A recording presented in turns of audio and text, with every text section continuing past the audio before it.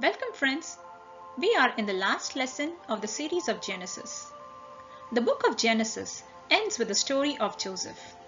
Today we will look into the life of Joseph and understand that why the last 14 chapters of the book of Genesis were dedicated to the story of Joseph. Dear God, help us to learn from the life of Joseph. Help us to understand that even though we may go through many trials in life, that you are still always with us. We ask this prayer in Jesus' precious name. Amen. In the last lesson, we learnt about Isaac's two sons, Esau and Jacob. Jacob had 12 sons. Jacob was also later called Israel. Jacob's 12 sons were called the 12 tribes of Israel. Jacob loved Joseph the most and gave him special treatment, like putting him in charge of his brothers and giving him a fancy coat.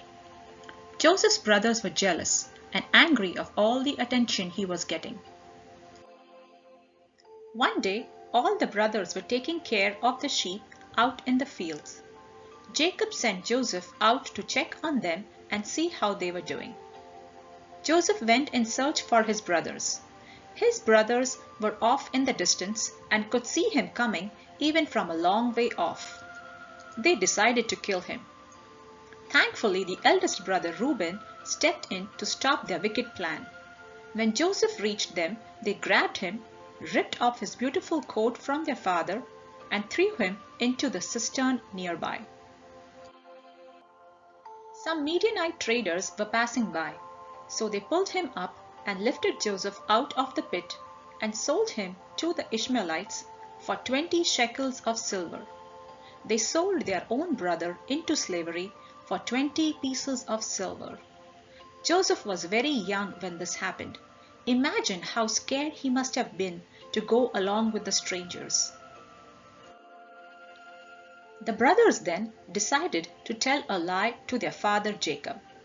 They took Joseph's beautiful robe and dipped it in the blood of an animal they killed.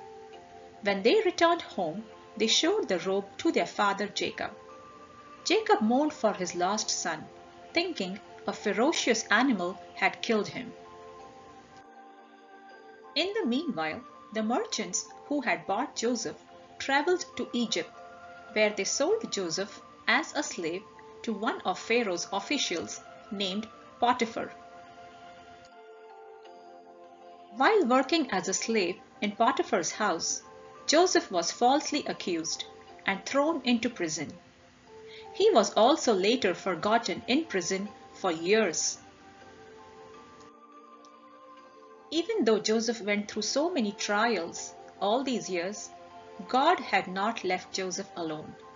God gave Joseph a talent to interpret or explain dreams. After interpreting Pharaoh's dreams, Joseph was made in charge of the whole land of Egypt. With the wisdom given from God, Joseph collected grain for 7 years when there was abundance of crop in Egypt. After 7 years, when there was famine, people from different parts of the world came to Egypt to buy grain from Joseph. And now, can you imagine who also came to buy grain from Egypt? Joseph's 10 brothers also came to buy grain from Egypt.